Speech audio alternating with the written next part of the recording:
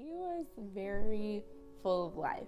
It's so funny because he had so many hobbies, but we used to always joke and say that his first love, I was his second love, because his first love was his bike. So I knew I had to come second to something, but it was okay because I knew that I still had the authority on how often he saw her. He was a professional level rider. He stunt rode. He did a lot of different things, and it was a lot of fun. We ended up getting married, and we had a little girl named Madison, who's 6 now. And then we decided to have another little girl, and her name is Paige, and she's 2 now. And it was just such a blessing. It was only 18 days after our first daughter Madison's birthday. We actually weren't going to have a birthday party for our daughter because I was on bed rest and I had just gotten out of the hospital. And then, we just decided at the last minute, let's just throw her something small, just get all the family together. And I am so grateful every day that we did that, because for a lot of our family, it was the last time they got to see him. I remember that I was starting to get swollen because I was pregnant, and I couldn't fit my wedding ring anymore. So I took it off, and I spent the whole day at Claire's trying to find just a little dummy ring so that, I could still, because I look 12, let's be real, So people would look at me like, oh, you're pregnant. And I'm like, no, I'm married. So I spent the whole day looking for a ring. And I was trying to wait up for him so that I could show him the ring that I chose. And he would usually be home around at midnight on the dot every single night. And I woke up at 12:05.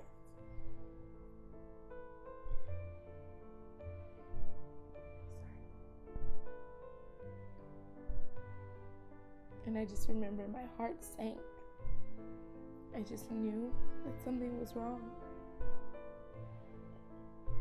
And so I tried to call him. And even though he was on his bike, he would always pull over, or he had like a Bluetooth, so he would just hit it in his helmet and say, I'm on the road, I'm on my way home, are you okay? And he didn't answer. So I remember I called my sister, bawling, crying.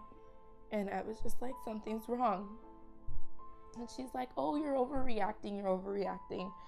So we called CHP on 3-way. And they told us that they couldn't confirm, the name, but that there was a male that had been in an accident and was airlifted to UCLA Medical Center. My mom, she went down there she was the first person there, and because she lived there, and she said that she got there and she held his hand and whispered into his ear that they were there, and then he flatlined. So they said they think he was just kind of holding on until somebody found him. And when I got there, I remember the door was open, the social worker was standing there, and I could see my mom and my sister and my aunts there. And I sat down, my aunt just bear hugged me. And so I was looking like, what is she gonna say? And I just kept praying, like, please let him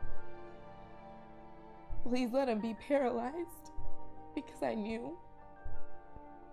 And she told me that he had passed away. And I just remember screaming.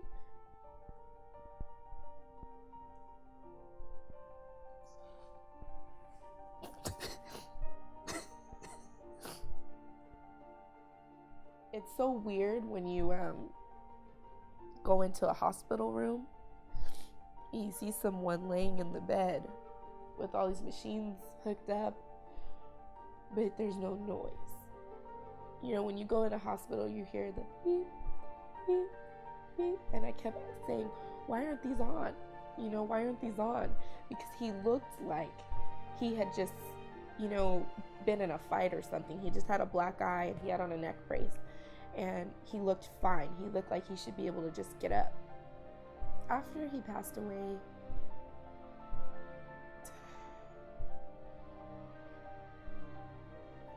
we had to move out of our house because I wasn't sure if we had money.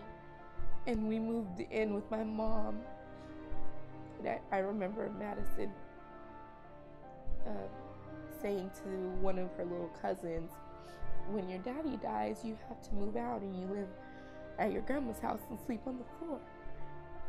I was never the one who took care of finances. I had to figure everything out because we had all these bills coming, and life doesn't stop when someone passes away, which you feel like it should. How come people are walking around and everything's okay? How can they be smiling? They don't know that my world just ended. But life keeps going, and bill collectors keep calling. And I have a 4-year-old looking at me hungry and looking at me wondering where's her toys and where's her room. I had a baby growing inside of me that I had to try to keep it together for. And honestly, I really believe that if it weren't for me being pregnant during that time, that I would have lost my mind. But I realized that I had to hold everything together because I could not fathom to lose him and lose her in the same moment. And getting the funeral together, you have to start planning everything right away. You have to pay for so many things, and it's so crazy how expensive death is.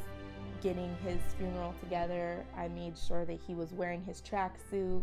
I made sure that we had bikers everywhere, and I just wanted it to be very true to him.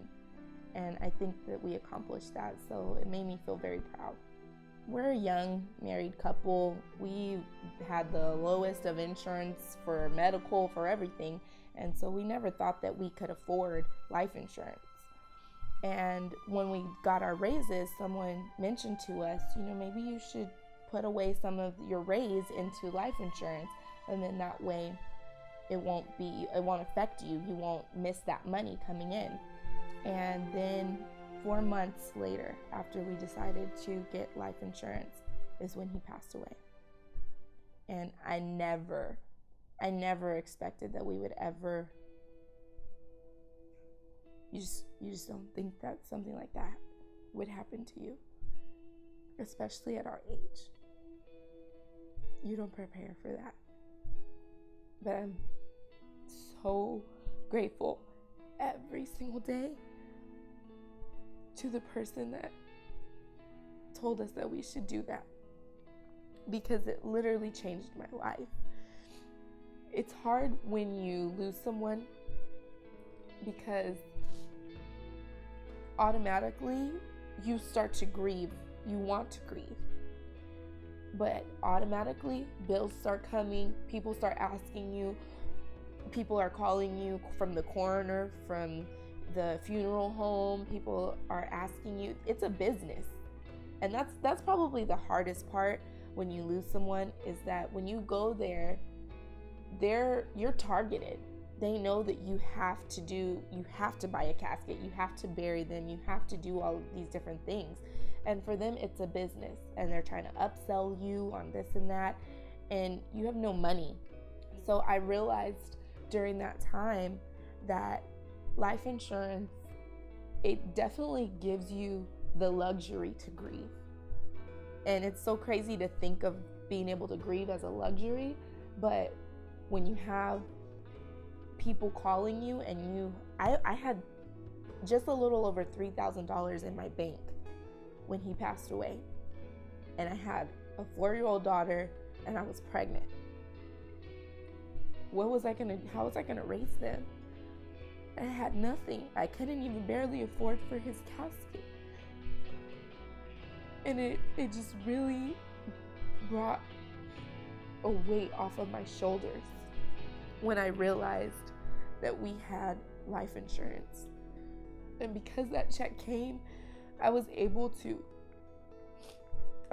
pay for his service, pay for his funeral. I was able to pay off all of our debt, pay off our cars, and I was even able to buy a house.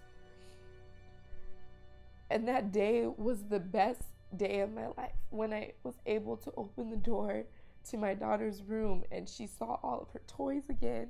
It seems like something so small, but to a 4-year-old who just lost everything,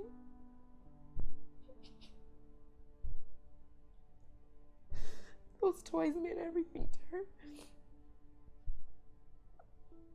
And being able to have a house, a room, she didn't have to sleep on an air mattress anymore. That was a blessing. From the time that Lloyd passed away, a lot has changed now. And life has been moving forward in such a beautiful way. A week before he passed away, we were having a conversation. He said, if anything ever happened to me, I would want you to move on and be able to get remarried. And so, a lot of prayer and counseling and, moving forward.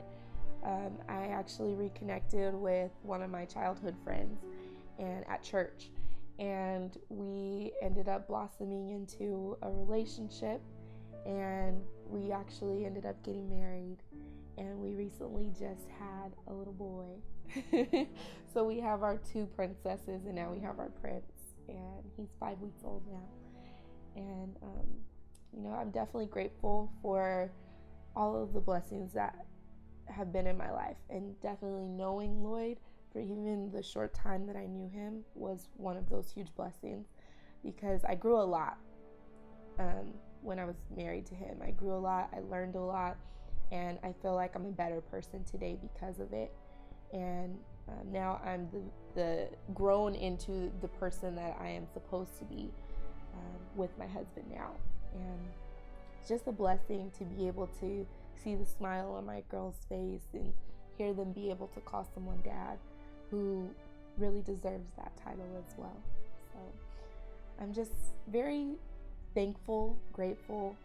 And if there was something that I would want for people to take from Lloyd's life, is that it doesn't matter how old you are.